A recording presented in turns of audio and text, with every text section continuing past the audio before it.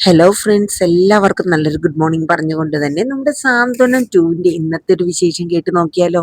നമ്മുടെ ആനന്ദ് പുതിയൊരു തീരുമാനത്തിലോട്ട് മാറാണ്. അതായത് ദേവി കോമഡി സ്റ്റോറിൽ നിന്ന് എന്തായാലും പോയി, ഇനി താൻ ആ ഫർണിച്ചർ കടയിൽ പോകുന്നില്ല. തൻ്റെ അച്ഛനെ സഹായിക്കാനായിട്ട് ആനന്ദ് തീരുമാനിക്കാനായിട്ടോ. അങ്ങനെ നമ്മുടെ ബാലച്ചൻ കോമഡി സ്റ്റോറിലോട്ട് പോകാനായിട്ടൊക്കെ റെഡിയാവുന്ന സമയത്ത് ഗോമതിയും നമ്മുടെ ബാലനൊക്കെ നിൽക്കുമ്പോൾ നമ്മുടെ ആനന്ദ് ചെന്നിട്ട് പറയണം, അച്ഛാ ഇന്നു മുതൽ ഞാനും അച്ഛൻ്റെ കൂടെ വരികയാണ്. ഏയ്, അതെന്താ മോനെ? ഗോമതി ചോദിക്കുകയാണ്.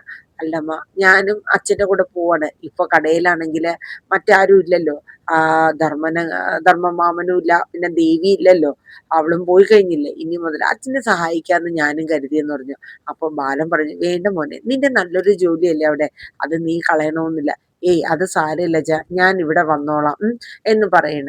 അപ്പൊ പിന്നെ ആനന്ദിന്റെ ആ തീരുമാനത്തെ എതിർക്കാൻ നമ്മുടെ ബാലനും കഴിഞ്ഞില്ല. അങ്ങനെ നമ്മുടെ ഗോമതി സ്റ്റോറിലോട്ട് ബാലനും ഇനി മുതൽ പോവാനായിട്ട് തീരുമാനം എടുത്തു. അങ്ങനെ ബാലനും നമ്മുടെ ആനന്ദും കൂടെ നമ്മുടെ ഗോമതി സ്റ്റോറിലോട്ട് ചെല്ലണം. അപ്പൊ നമ്മുടെ രാമേട്ടനൊക്കെ അവിടെ ഉണ്ട്. അപ്പൊ ആനന്ദിനെ കണ്ടത് രാമേട്ടൻ പറഞ്ഞ്, ആഹാ, ഇതാരാണ്? അപ്പൊ പറഞ്ഞ്, ഇനി മുതൽ ഞാനും ഇങ്ങോട്ട് വരാന്ന് വിചാരിച്ചു രാമേട്ട. കാരണം ദേവിയും ധർമ്മമാമനൊന്നും ഇവിടെ ഇല്ലല്ലോ.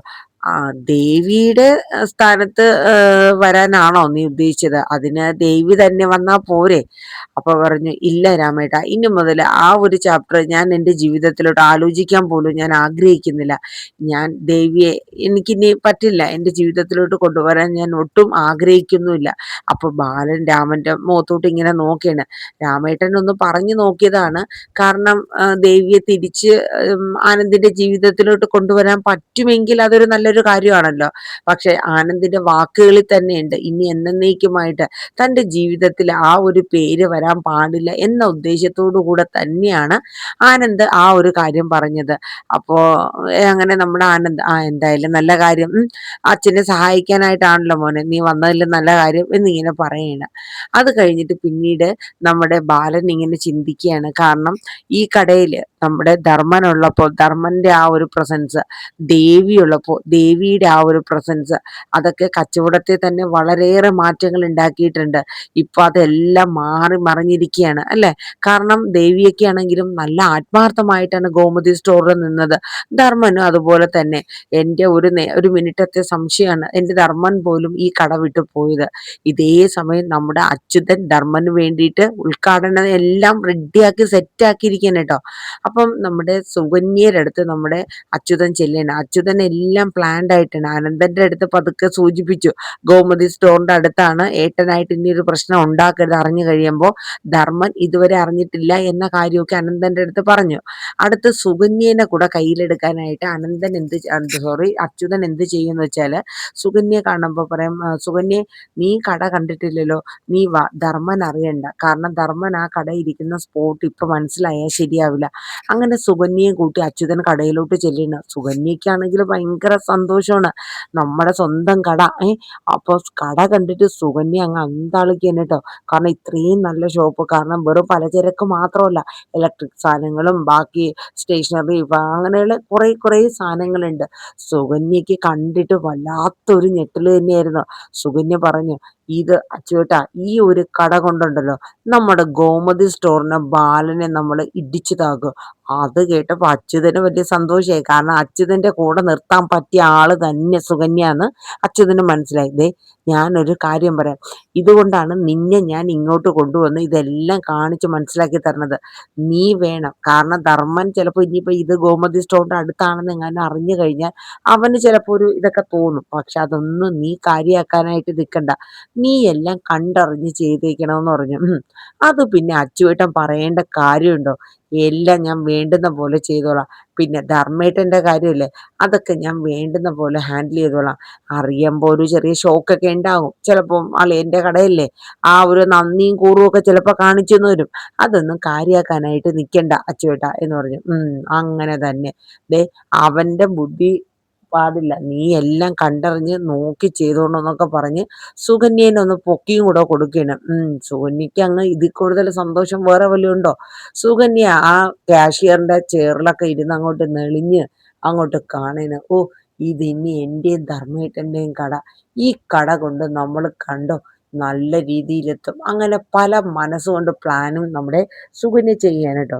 ഇതേ സമയം നമ്മുടെ ദേവിയാണെങ്കിൽ സങ്കടപ്പെട്ടിരിക്കുകയാണ്. അങ്ങനെ മീനാക്ഷിയുടെ അടുത്ത് വിളിച്ച് പറഞ്ഞിട്ടുണ്ടായിരുന്നു, "മീനു, നീ ഒന്ന് എന്നെ കാണാനായിട്ട് വരണേന്ന്." അങ്ങനെ മീനു ദേവമംഗലത്തെ ആരും അറിയാണ്ട് ഓഫീസിൽ നേരത്തെ പോണോന്ന് പറഞ്ഞ് നേരത്തെ വീട്ടിൽ നിന്നിറങ്ങി നമ്മുടെ മീനാക്ഷിയെ പോയി കാണുകയാണ്. അങ്ങനെ മീനാക്ഷിയെ കണ്ട ദേവി കെട്ടിപ്പിടിച്ച് കരയാണ്. കാരണം, "മോളെ, എനിക്കിവിടെ പറ്റുന്നില്ല മീനു, എനിക്ക് പറ്റുന്നില്ല. എന്നെ എങ്ങനെയെങ്കിലും അച്ഛനെയും അമ്മയൊക്കെ ആനന്ദേട്ടനെയൊക്കെ പറഞ്ഞ് സമ്മതിപ്പിച്ച് എന്നെ ഒന്ന് കൊണ്ടുപോകാമോ മോളെ, പ്ലീസ്" എന്നൊക്കെ പറഞ്ഞിട്ട് ദേവി നമ്മുടെ മീനാക്ഷി കെട്ടിപ്പിടിച്ച് കരയാണ്. മീനാക്ഷിക്കും വല്ലാത്ത പ്രയാസമാവാണ്. കാരണം ഇത്രയും നാളും ദേവിയേട്ടത്തി ആ വീടിന് വേണ്ടിയിട്ടൊക്കെ കുറേ നല്ല രീതിയിലുള്ള ആത്മാർത്ഥമായിട്ടുള്ള സ്നേഹം തന്നെയാണ് കാണിച്ചത്. പക്ഷേ ദേവിയേട്ടത്തിയുടെ ഒരു ചെറിയ പാളിച്ചയാണ്. കാരണം എന്ന് വെച്ചാൽ ഞങ്ങളോട് പോലും ദേവിയേട്ടത്തിക്ക് പറയാമായിരുന്നു ഈ കാര്യം. അപ്പൊ ദേവി പറഞ്ഞു, "മോളെ, ഞാൻ എങ്ങനെയാണ് പറയേണ്ടത്? എൻ്റെ ജീവിതം ഇങ്ങനെ ഒരു ഞാണിന്മേലാണ് കളിക്കുന്നതെന്ന് ഞാൻ എങ്ങനെ നിങ്ങളോട് പറയും? ഓരോ കള്ളത്തരങ്ങൾ പറഞ്ഞ് കെട്ടി കെട്ടി കെട്ടി കെട്ടിടങ്ങൾ പൊക്കിയെടുക്കണ പോലെ ഞാൻ അതിൽ പിടിച്ച് പൊങ്ങി പൊങ്ങി ഓരോന്ന് കൊണ്ടുപോവാണ്. എനിക്കറിയാമായിരുന്നു എന്നാണെങ്കിലും ഇതെല്ലാം പൊളിഞ്ഞ് എൻ്റെ നെഞ്ചിൽ തന്നെ ചാടും എന്നുള്ള കാര്യം. എന്തായിക്കോട്ടെ, ആനന്ദേട്ടൻ്റെ അടുത്തല്ലെങ്കിലും എൻ്റെ അടുത്തോ അല്ലെങ്കിൽ മിത്രയുടെ അടുത്തോ ദേവിയേട്ടത്തിക്ക് ഞങ്ങൾ എത്ര പ്രാവശ്യം ദേവിയേട്ടത്തിയോട് ചോദിച്ചു, നിങ്ങൾ തമ്മിൽ, ആനന്ദേട്ടനും ദേവിയേട്ടത്തിയും തമ്മിൽ എന്തെങ്കിലും പ്രശ്നം ഉണ്ടോന്ന്. അപ്പോൾ പോലും ദേവിയേട്ടത്തി പലതും ഒഴിഞ്ഞു മാറിയല്ലേ. ഞങ്ങൾക്ക് പോലും സംശയം തോന്നിയിട്ടുണ്ടായിരുന്നു നിങ്ങളുടെ ജീവിതം നല്ല രീതിക്കൊന്നും അല്ല പോകുന്നത് എന്നുള്ള കാര്യമൊക്കെ ഞങ്ങൾക്ക് തോന്നിയിട്ടുണ്ടായിരുന്നു. പക്ഷെ നിങ്ങൾ ആരും ഒന്നും പറഞ്ഞില്ലല്ലോ എന്നൊക്കെ പറഞ്ഞിട്ട് മീനാക്ഷിയും പറഞ്ഞു കേട്ടോ. അപ്പോഴേക്കും സ്ത്രീകളെ ഇതിൻ്റെ ഇടയിൽ ഒന്ന് രണ്ട് കുത്തുവാക്കുകളൊക്കെ നമ്മുടെ മീനാക്ഷിയെ പറയാനുണ്ട്. കാരണം, എൻ്റെ മോള് പട്ടിയെ പോലെ അവിടെ നിന്ന് വലിച്ചിറക്കിയപ്പോൾ നീ ഉൾപ്പെടെ പ്രതിമയെ പോലെ അല്ലേ മീനാക്ഷി നിന്നത്, ഒരു വാക്കെങ്കിലും നീ അവിടെ പറഞ്ഞോ? ആൻറ്റി, എനിക്ക് അങ്ങനെ പറയാൻ പറ്റിയ സിറ്റുവേഷൻ ആണോ? നിങ്ങൾ ഇത്രയും കള്ളത്തരങ്ങൾ പൊളിച്ച് ആനന്ദേട്ടനും എല്ലാവരുടെയും മുന്നിൽ പ്രസന്റ് ചെയ്യുമ്പോൾ ഞാൻ ഒരാൾ നിന്ന് നിങ്ങൾക്ക് വേണ്ടി വാദിച്ച ദേവിയേട്ടത്തിയോടൊപ്പം ചിലപ്പോൾ എന്നെയും കൂടെ ഇറക്കി വിടുക, അതാണ് അവസ്ഥ. അതുകൊണ്ട് എനിക്ക് ഇപ്പൊ പറ്റിയില്ലെന്നേ ഉള്ളൂ. പക്ഷെ ഇനി ദേവിയേട്ടത്തിയെ ഞാൻ ദേവമംഗലത്ത് കൊണ്ടുപോകാനായിട്ടുള്ള ശ്രമങ്ങളൊക്കെ ഞാനും ഇത്രയും കൂടെ ചെയ്തോളാം. പക്ഷെ അതിന് കുറച്ച് സാവകാശം വേണ്ടി വരും. കിടന്ന് വെപ്രാളപ്പെട്ടിട്ടൊന്നും കാര്യമില്ല. കാരണം ആനന്ദേട്ടനാണെങ്കിൽ ഇപ്പോൾ ഒരു തീരുമാനം എടുത്തേക്കുന്ന എന്നേക്കുമായിട്ട് ദേവിയേട്ടത്തിയെ പുറ ജീവിതത്തിൽ നിന്ന് എന്നെ മാറ്റണം എന്നുള്ള ഒരു തീരുമാനത്തിലാണ് ആനന്ദേട്ടൻ നിൽക്കുന്നത്. അപ്പൊ ദേവി ഞെട്ടലോട് ചോദിക്കണം, "എന്താ മീനു നീ പറയണേ?" അതേ ദേവിയേട്ടത്തി, അവിടെ സംസാരത്തിൽ ദേവിയേട്ടത്തിക്ക് ഡൈവേഴ്സ് നോട്ടീസൊക്കെ അയക്കണം എന്നുള്ള തീരുമാനങ്ങളൊക്കെയാണ് ആനന്ദേട്ടൻ പറഞ്ഞുകൊണ്ടിരിക്കുന്നത്.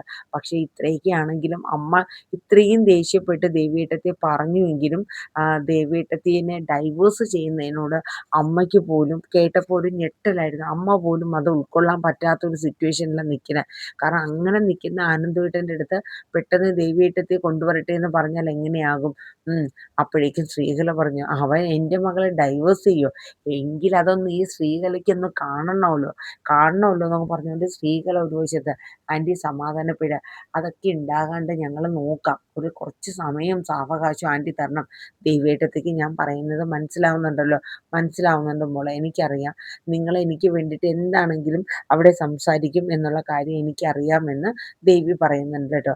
അങ്ങനെ ദേവിയെ സമാധാനപ്പെടുത്തിയിട്ട് നമ്മുടെ മീനു അവിടെ നിന്ന് പിന്നെ നേരെ ഓഫീസിലോട്ട് പോവുകയാണ് കേട്ടോ. ഇവിടെ ധർമ്മനാണെങ്കിൽ വല്ലാത്ത ഒരു ടെൻഷനിലാണ്. കാരണം കടയുടെ ഉദ്ഘാടനം ഇങ്ങെത്തിക്കഴിഞ്ഞു. കട എവിടെയാണെന്നോ എന്താണെന്നോ ഒന്നും അറിയില്ല. അച്ചുവേട്ടനാണ് ഇതിൻ്റെ കടയുടെ എല്ലാ കാര്യങ്ങളും ചെയ്യുന്നത് കൊണ്ടാണ് ധർമ്മൻ ഇത്രയേറെ ടെൻഷൻ വന്നിരിക്കുന്നത്. കാരണം അച്ചുവേട്ടൻ എന്തായാലും എന്തെങ്കിലും ഒരു ചതിപ്പിടി, അതായത് ആർക്കെങ്കിലും പ്രത്യേകിച്ച് ബാലേട്ടൻ ഇനി അവിടെ എങ്ങാനും ആയിരിക്കുമോ കട തുടങ്ങണത്. കാരണം അച്ചുവേട്ടൻ ഇതുവരെ പറയാണ്ടിരിക്കുന്നത് കൊണ്ട് ധർമ്മനൊരു സംശയം ഇല്ലായികയൊന്നുമില്ല കേട്ടോ.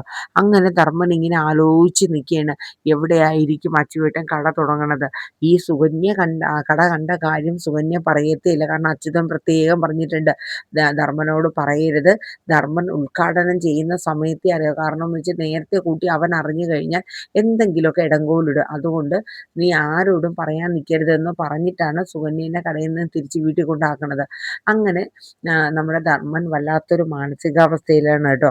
കാര്യങ്ങളൊക്കെ എന്തായി തീരും എന്നുള്ളത്. അങ്ങനെ നമ്മുടെ സാന്ത്വന സാന്ത്വനത്തിൻ്റെ ഇനി വരാനിരിക്കുന്ന എപ്പിസോഡുകളിൽ ഇതൊക്കെയാണ് ഏകദേശം, അതായത് ഇന്ന് വരാനിരിക്കുന്നത്. അപ്പോൾ എന്തായാലും നമ്മുടെ സാന്ത്വനത്തിൻ്റെ ടൈമിങ്ങിന് ചെറിയൊരു മാറ്റം ഞാൻ വരുത്താൻ ഉദ്ദേശിക്കുന്നുണ്ട്. ഇന്നിപ്പോൾ ഞാൻ രാവിലെ ഇടുന്നു എങ്കിലും കൃത്യമായിട്ട് എനിക്ക് തലേദിവസം തന്നെ ഇടാൻ കിട്ടുകയാണ് പ്രൊമോ എങ്കിൽ കൃത്യമായിട്ട് ഞാൻ ഇടും കേട്ടോ. അപ്പോൾ എല്ലാവരും നമ്മുടെ വീഡിയോസൊക്കെ ഒന്ന് ഇഷ്ടപ്പെട്ട് കഴിഞ്ഞാൽ ഒന്ന് ലൈക്ക് ചെയ്യുക, ഹൈപ്പ് ചെയ്യാനും മറന്നുപോലെ നിങ്ങളുടെ അഭിപ്രായങ്ങൾ കമൻറ്റ് ബോക്സിൽ രേഖപ്പെടുത്താനും മറക്കരുത്. നല്ലൊരു ശുഭദിനം പറഞ്ഞുകൊണ്ട് നിർത്തുന്നു. Thank you. Bye bye. Take care.